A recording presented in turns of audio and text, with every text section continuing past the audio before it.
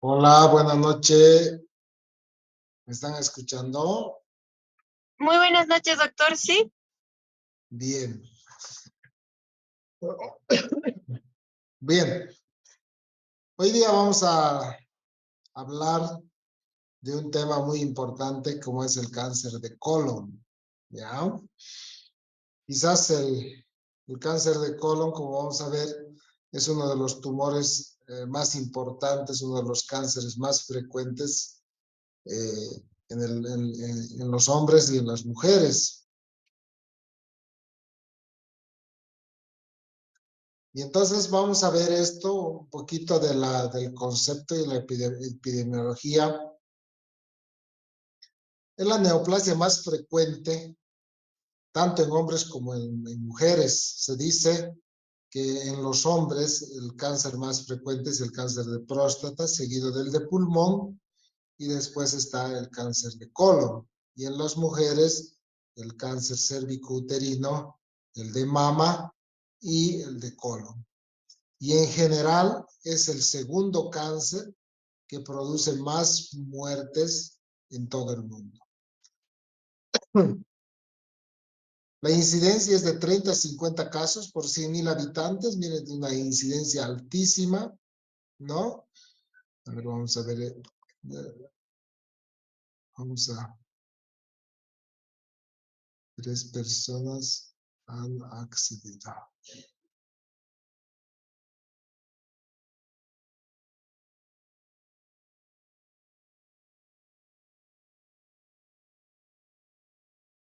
Es la segunda causa más frecuente de muerte por cáncer. Aparece entre la quinta y la séptima década de vida.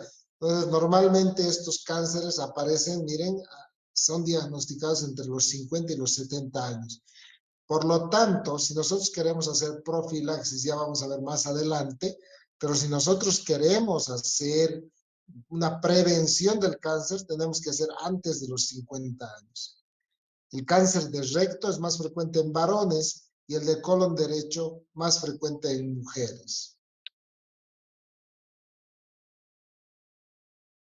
¿Cuál es la patogenia? Acá es muy importante que ustedes tengan conocimiento de que el cáncer de colon tiene un fuerte componente genético y también hay algunos componentes ambientales. Las formas hereditarias del gen APC, que es responsable de la poliposis adenomatosa familiar, y el síndrome de Lynch, que es un patrón autosómico dominante con múltiples neoplasias sincrónicas o metacrónicas, mutaciones múltiples, inestabilidad de microsatélite a nivel de muchos genes. Uno de esos es el MLH1, el MSH2, ¿no? Y el MSH, que son responsables del 10%, hasta del 40 o del 45%. Y hay otros menos frecuentes que son responsables del 5%. Pero no es importante, digamos, que sepan todos estos genes. Lo importante es que conozcan que este síndrome autosómico dominante, el síndrome de Lynch, es un síndrome polipósico que va a predisponer al cáncer de colon en forma probablemente como predisposición familiar. Hay algunos genes también autosómicos recesivos cuando el cáncer colorectal se da en menores de 50 años o en pacientes que tienen más de 15 adenomas sincrónicos. Entonces, este gen también está involucrado. Lo importante de acá es que ustedes conozcan, ¿no? A ver, vamos a admitir a ellos. Bien. Que conozcan que el cáncer de colon está muy arraigado a los factores genéticos para su, digamos, para que pueda desarrollarse. Y hay también algunos factores ambientales.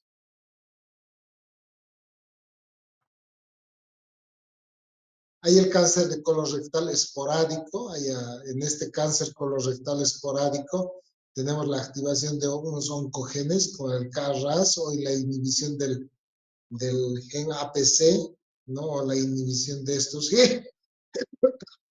genes, como el SMAD4 o el TP53. El cáncer colorectal familiar, el 25 al 30% de los cánceres de colon, representa el 25 al 30% de los cánceres de colon. Hay factores ambientales, dietéticos, los micronutrientes, los macronutrientes, la grasa de origen animal, la fibra vegetal, el alcohol, el déficit del calcio, selenio y vitamina C, y la carne roja o la fibra, que últimamente también se ha cuestionado, pero estos son los factores ambientales que se lo ha relacionado con la producción del cáncer de colon, ¿no? Por ejemplo, la obesidad, por ejemplo, ¿no? Los macronutrientes grasos, ¿no? Y la obesidad está muy relacionado. La grasa de origen animal, la fibra vegetal, el alcohol, el calcio, selenio y la vitamina C. Hay algunos cuestionamientos últimos. Antes se pensó que la carne roja tenía mucha relación con el cáncer de colon. Hoy en día hay estudios que cuestionan eso. Y también hay estudios que cuestionan el efecto protector de la fibra contra el cáncer de colon. Mientras tanto, si nosotros sabemos que todavía se maneja que los pacientes deben consumir una dieta adecuada para, digamos, una dieta saludable, ¿no? Y abundante fibra para evitar la incidencia del cáncer colorectal. Lo importante de acá es conocer esto, ¿no? Estos factores ambientales y los factores genéticos que son los responsables para que se produzca el cáncer de colon.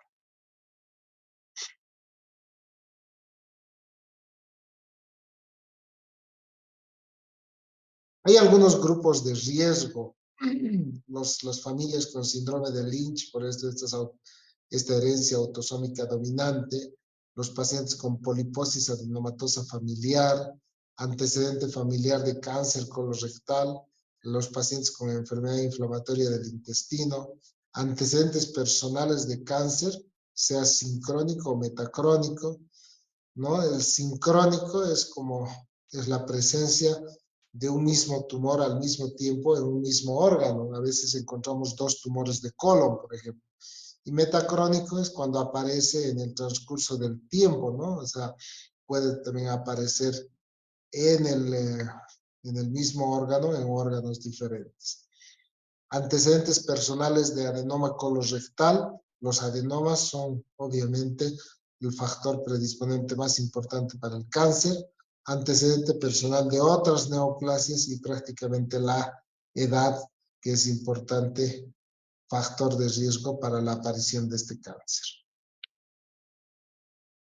Acá tenemos un gráfico para poder entender un poquito la evolución desde un colon normal, ¿no? Vean, aquí están las anormalidades, los síndromes hereditarios, ¿no? Y va a haber una proliferación del epitelio, una hipertrofia del epitelio, ¿no? Y cuando esto se va a agregar, esta inactivación de estos genes o mutaciones, vamos a llegar a hacer que es la producción de un adenoma. Vean cómo es un adenoma, ¿no? Que este adenoma, por algunas mutaciones como la delección de estos genes, el P53, va a llevarnos hacia la producción de un carcinoma. Entonces, son anormalidades genéticas que van a ir acumulándose en el transcurso del tiempo, desde un colon normal hasta la producción de un cáncer. El 95% de los cánceres son histopatológicamente adenocarcinomas. En la unión anorrectal es el carcinoma epidermoide, ¿no? Y para cuando nosotros hablamos de extensión, siempre hemos hablado de la clasificación de Dukes o la modificada de Astler y Kohler. Y últimamente la clasificación TNM, que es una clasificación que ha estado sustituyendo y ha estado apoderándose para dar un lenguaje universal cuando hablamos de extensión.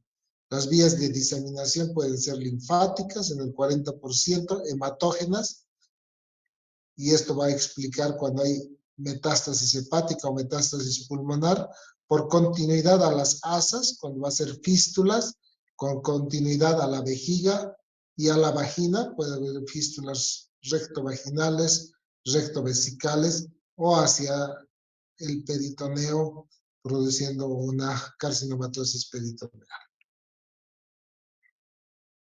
Entonces acá tenemos la clasificación de Dukes y la modificada de Ashler y Kohler, que siempre lo vamos mencionando, aunque últimamente ya está en menos uso. Y sabemos que el estadio A es aquella tumoración que va a ir a la mucosa y la submucosa.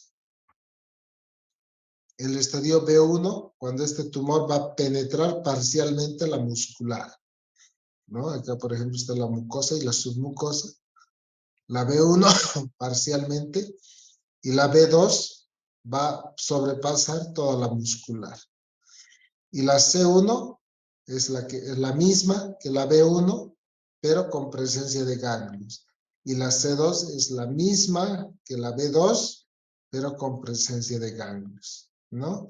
Y la D1, que es infiltración a órganos vecinos, y la D2, metástasis a distancia. Y esta clasificación es muy importante, como vamos a ver más adelante, en el pronóstico del paciente, ¿no? Y acá tenemos esta clasificación que es la que muestra la evolución del cáncer. Miren, el TNM, tumor, nódulo y metástasis.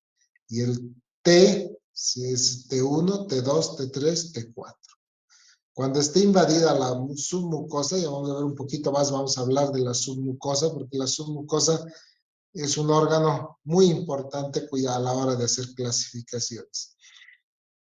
Tumor que invade la submucosa. El T2, el que va a ir a la muscular propia, pero el T3, ¿no? Que se extiende toda la muscular propia hasta el mesorrecto. El T4, que es el tumor que invade órganos adyacentes, ¿no? Hasta el peritoneo visceral. N0, que no hay metástasis. N1, 1 a 3 nódulos periféricos y N2, 4 o más nódulos pericolónicos, con ganglios, ¿no? El metástasis M, sin evidencia de metástasis, o no hay metástasis, M0 y M1 con metástasis a distancia. Entonces, esta clasificación hoy en día la utilizamos con mayor frecuencia. ¿Por qué? Porque a través de esta clasificación nosotros vamos a tener el estadio del cáncer colorectal. Vean cómo es el estadiaje, de acuerdo a lo que nosotros, por ejemplo, el estadio 1 es el T1 y el T2. El estadio 2 es el 2A, el 2B, ¿no? Que sería el T3, T4. Y el estadio 3, ya vean con los nódulos, el 3A, ¿no? Y el 3B ya son con los tumores más grandes, pero con nódulos. Y esto, ¿no? Cuando hay cualquier T, pero que tiene un N2, que tiene varios ganglios, más de 4 ganglios. Y el 4, cuando tiene la metástasis. Entonces, ¿para qué nos sirven estos estadios? Estos estadios nos sirven para ver el pronóstico de vida, la sobrevida del paciente. No vean como el estadio 1, 2, 3, 4. Aquí la clasificación de Dukes o Ashler y Kohler. Y vemos que la sobrevida a los 5 años va a ir de un estadio 1, que es 95%, a un estadio 4, que es del 5%. Entonces, la sobrevida de los pacientes es de acuerdo al estadio en los cuales nosotros vamos a poder encontrar a estos pacientes. Miren esto, por ejemplo, el estadio 1, 95, en el estadio 2, 80, en el 3, 50 y en el 4, solo 5% una sobrevida a los 5 años. Bien, acá es importante el cuadro clínico, repasar. Según la localización del cáncer colorectal, si el cáncer es del lado izquierdo o del hemicolon izquierdo, va a dar algunas sintomatologías. Esto, por ejemplo, rectorragia, alteración del hábito intestinal. Esto es muy importante. Los pacientes van a tener, por ejemplo, episodios de estreñimiento, diarrea persistentes o signos de obstrucción intestinal aguda. Entonces, estos son síntomas digamos, clásicos cuando hablamos de un cáncer de colon izquierdo. El derecho, por ejemplo, va a producir hemorragias ocultas, anemias secundarias, debilidad, astenia o una masa en la fosa ilíaca derecha o en el flanco derecho. Entonces, generalmente uno dice el del izquierdo, alteración del hábito intestinal, y el derecho, anemia o anemizante, ¿no? El derecho es anemizante y el izquierdo produce diarrea o estreñimiento.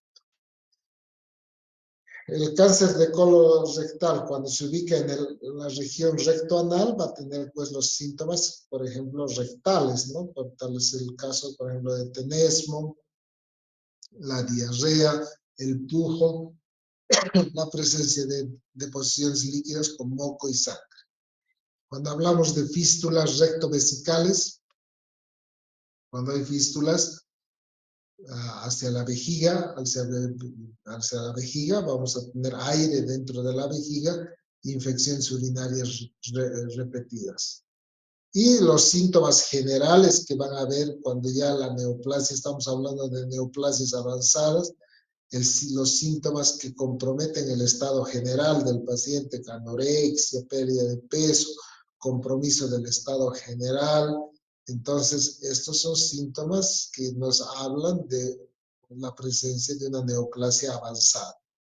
La ictericia también la podemos ver, pero esto ya nos estaría hablando de metástasis hepáticas. Si hay metástasis en hígado, si hay tumores en el hígado secundarias por una diseminación hematógena, como la hemos visto, sus vías de diseminación, pues vamos a ver el paciente ictérico. Si vemos disnea, vamos a ver que es un signo de metástasis pulmonar por la misma metástasis o diseminación hematógena. Y la ascitis cuando estamos hablando de una carcinomatosis peritoneal. Siempre hay que hacer diagnóstico diferencial, otras neoplasias, la enfermedad inflamatoria intestinal, que ya la hemos conocido, la diverticulitis, la tuberculosis intestinal, la colitis actínica, ¿no? Que es este proceso inflamatorio del colon, ¿no? Pero que es secundaria a la radioterapia, la colitis isquémica, la colitis infecciosa o las angiodisplasias, que podrían dar algunos síntomas muy parecidos. ¿Cómo hacemos el diagnóstico? El diagnóstico lo hacemos a través de una colonoscopía que nos permite no solamente hacer el diagnóstico, no solo nos permite ver la neoplasia, ¿no? Nos permite descubrir esta neoplasia en el colon, sino también a través de la endoscopia nosotros podemos, a través de una pinza como esta, podemos tomar una biopsia o realizar una polipectomía o una macrobiopsia que nos permite tomar la muestra para que nosotros podamos pues, saber el estirpe histopatológico, el grado de diferenciación que es muy importante y en muchas ocasiones pues, nos va a permitir pues, hacer el tratamiento endoscópico de estas lesiones. Acá vemos, vean, fíjense cómo la colonoscopía, ¿no? Va a poder diagnosticar desde un colon normal el cáncer de recto, esta lesión protruida, mamelonada, friable, sangrante, en el recto, en el colon transverso, ¿no? En el colon sigmoides, en el colon descendente, vean cómo a veces son neoplasias obstructivas que a veces hasta debutan como una obstrucción intestinal baja, como primera manifestación del cáncer. Otros estudios, por ejemplo, la tomografía y la resonancia, cuando a veces no podemos hacer una colonoscopía, a veces el paciente está con una obstrucción aguda, entonces les recurrimos a la tomografía o a la resonancia para ver la causa de la obstrucción y la presencia del cáncer. Hay algunos estudios para ver la extensión. La radiografía de tórax es uno de los primeros estudios. Vean a este paciente, por ejemplo, que tenía un cáncer de colon, pero en el pulmón tenía múltiples nodulaciones, son metástasis pulmonar de un cáncer colorectal. La ecografía abdominal, donde el hígado va a permitirnos ver no solamente estas imágenes, los nódulos dentro del hígado, ¿no? Nódulos, sino que nos va a permitir ver también parte del tumor o también líquido acítico en caso de que haya una carcinomatosis peritoneal.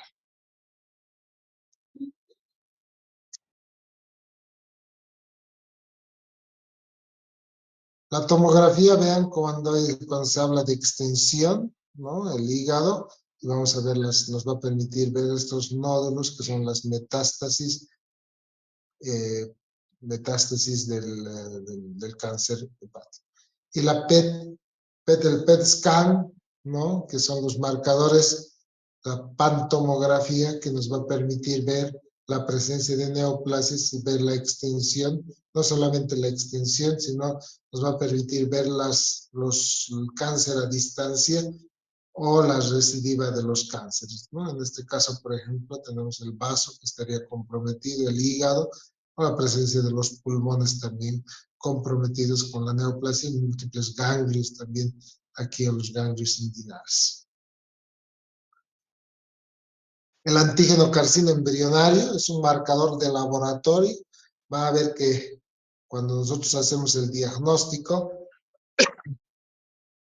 de cáncer colorectal, siempre pedimos este antígeno carcino embrionario, pero no es para hacer el diagnóstico, ¿no? El antígeno carcino embrionario es para hacer el seguimiento de los tumores del cáncer de colon, ¿no? Entonces, muchas veces nosotros vamos haciendo el seguimiento a través de esto y para ver o evaluar pues las recidivas tumorales.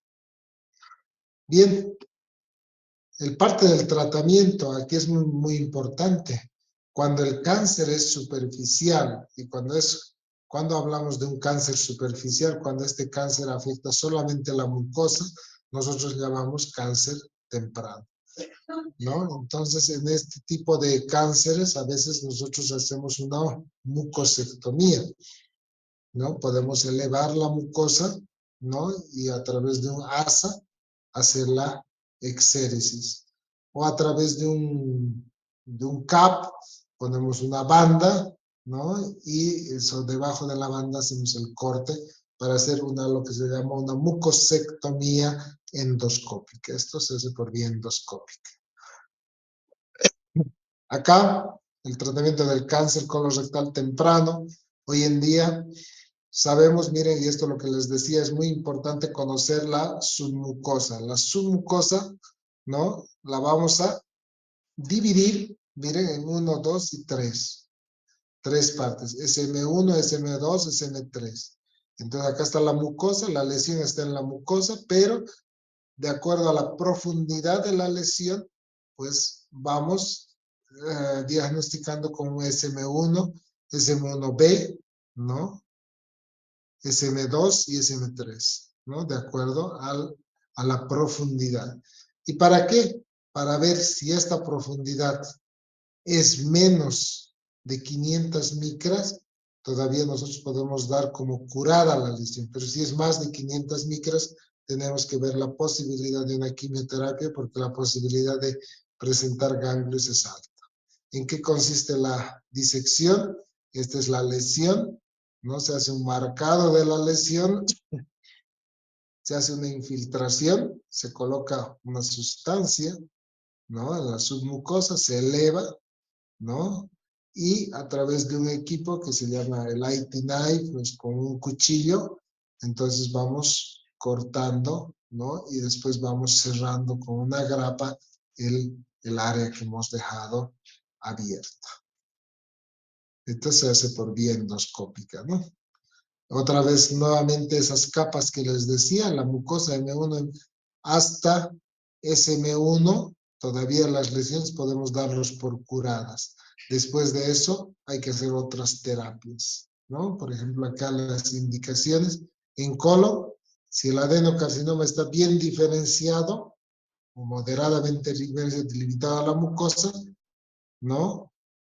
Que sea pero menor a 20 centímetros cuando son lesiones elevadas, y si la invasión es menor a 50 milímetros a partir de la muscularis mucosae, esta patología siempre nos va a informar.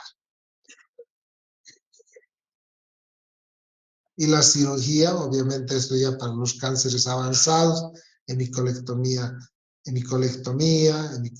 derecha ampliada, hemicolectomía izquierda, de acuerdo a donde nosotros vayamos a ubicar el cáncer de colon. Entonces ahí se hace la resección, la sigmoidectomía, etcétera, dependiendo la ubicación, dejando siempre algunos márgenes de seguridad que los van a conocer en cirugía. Y el pronóstico, vean, cuando nosotros hablamos de etapa clínica, habíamos hablado, ¿no? La supervivencia a los 5 años. La supervivencia, el pronóstico tras la cirugía a los 40 años, todo depende mucho de la etapa clínica en la que nosotros hemos encontrado al paciente. Desde un 74% en la primera etapa hasta un 5% en la cuarta etapa. Y así va bajando poco a poco de acuerdo al estadio de la enfermedad. Mientras más avanzado el estadio es, nosotros cuando clasificamos, queremos clasificar a los pacientes, ponerlos en un grupo, es por la supervivencia en los 5 años. Algunos factores adicionales en el pronóstico, la edad, 40, 70 años, pacientes menos de 40 años tienen peor pronóstico, más de 70 años también. Complicaciones relacionadas con el tumor, por ejemplo, si se ha perforado o es una obstrucción.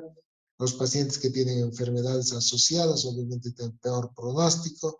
Mal estado general al momento del diagnóstico, los tumores que son bastante grandes, que tienen afección a órganos adyacentes, el grado de diferenciación, son indiferenciados o bien diferenciados, eso también tiene que ver con el pronóstico.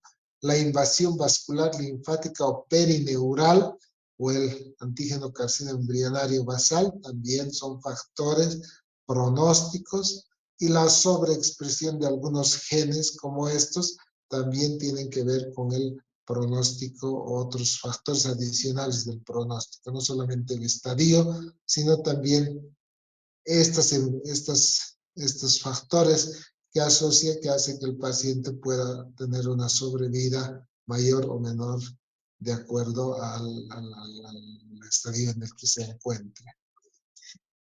Cuando hablamos de prevención, hay que prevenir el cáncer de colon. La prevención primaria es el estilo de vida, no fumar, no consumir bebidas alcohólicas, evitar el sobrepeso, muchas verduras, muchas frutas y limitar el consumo de carne roja, porque carne roja también se lo ha relacionado bastante, y comida procesada, ¿no? Entonces, esta es la prevención primaria. La prevención, la otra manera de prevenir, o sea, prevenir para la aparición, pero también la prevención está en el diagnóstico temprano. Cuán más temprano vamos a diagnosticar el cáncer de colon, cuán más temprano, esto se refiere a los programas de screening que nosotros vamos a tener. Hay programas de screening de acuerdo a los factores de riesgo, al grupo familiar, ¿no? Normalmente nosotros, hoy en día, la Organización Mundial de la Salud, a partir de los 45, 50 años, empieza con la primera colonoscopia. Entonces, la colonoscopia para el cáncer, ¿por qué? Porque tenemos que detectar lesiones tempranas que podamos hacer, digamos, el diagnóstico y el tratamiento endoscópico, así como la mucosectomía, la disección submucosa, hacemos un tratamiento más temprano de estas lesiones. Bueno, solamente es esta parte del cáncer de colon, que es uno de los tumores quizás más frecuentes y el de mayor importancia en lo que refiere al intestino delgado y al intestino grueso. Entonces, con esto ya hemos terminado los temas relacionados a medicina interna, al intestino delgado, al intestino grueso, y espero que vayan repasando poco a poco las diapositivas, o repasando los temas que hemos dado. Las preguntas para el examen no van a ser complejas, pero sí van a ir enfocadas a lo grueso que ustedes tienen que saber y conocer de cada una de las enfermedades, lo básico, ¿no? No sé si tienen alguna pregunta.